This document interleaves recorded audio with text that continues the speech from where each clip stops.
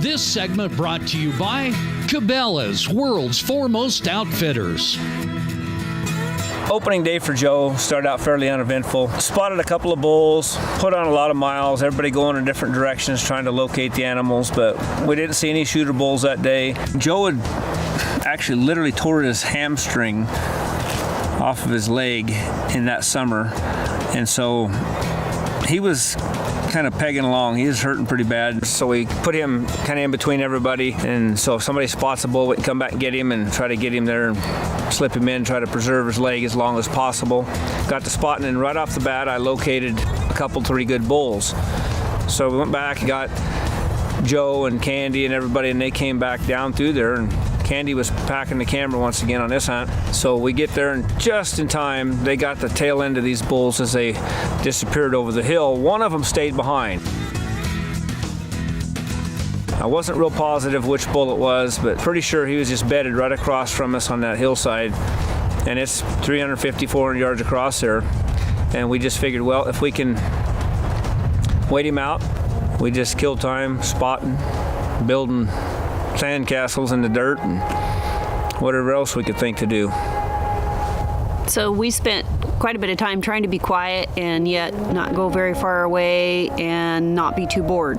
So it was Randy and me and Robert and his grandson Quinn. So, I mean, we stayed busy, but we were just trying to be quiet. And then just as we thought, early afternoon or late afternoon, that bull stood up and started feeding on a tree directly across from us. It was showtime now.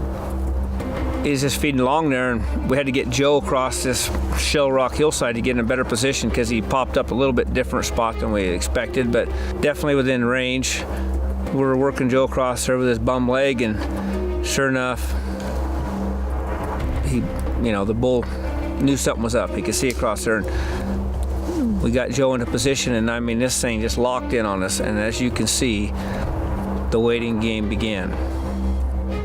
Joe, he can't see the bull really well with his lower powered scope that he had, and I can see the bull great. I'm looking through a spotting scope, and I'm trying to talk him through this. The bull is 350 yards away. It's quartering to us, and I explained to Joe where he had to hold his crosshairs in order to make the shot. I know the gun. It's an easy shot. And Joe was just nervous, real nervous. So we spent quite a time while this bull was just sitting there staring at us this whole time. And finally Joe got calm, put those crosshairs right atop his back, right where I said.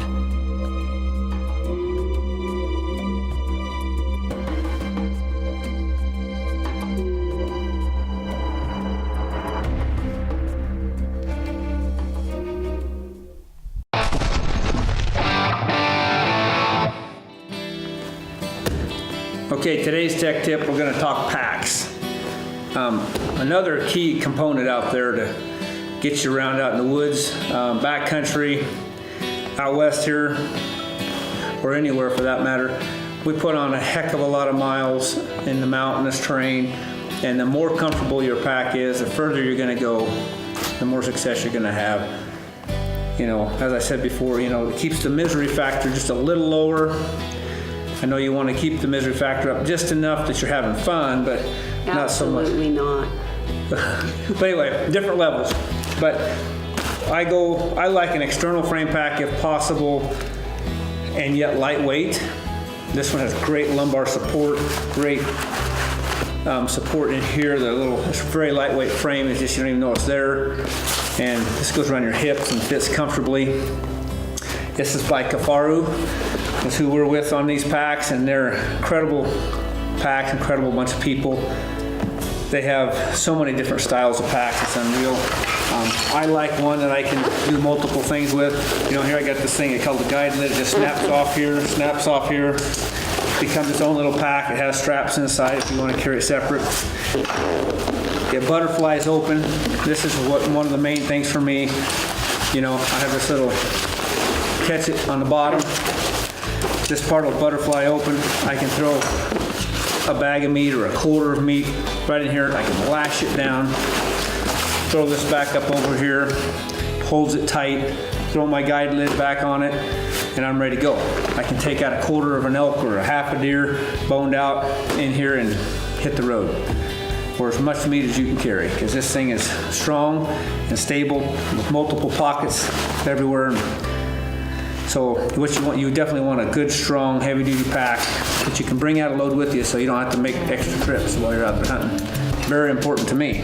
Check out our website, the only place you can get special deals on the gear we use and believe in. Proudly brought to you by Cryptek Apparel, from the battlefield to the backcountry. Leupold, America's Sport Optics Authority. Matthews, makers of the new Halon bow. Mountain Ops, there's no off-season. And Onyx Maps, visualize your success. We are do-it-yourself, backcountry big game hunting. It's our extreme desire.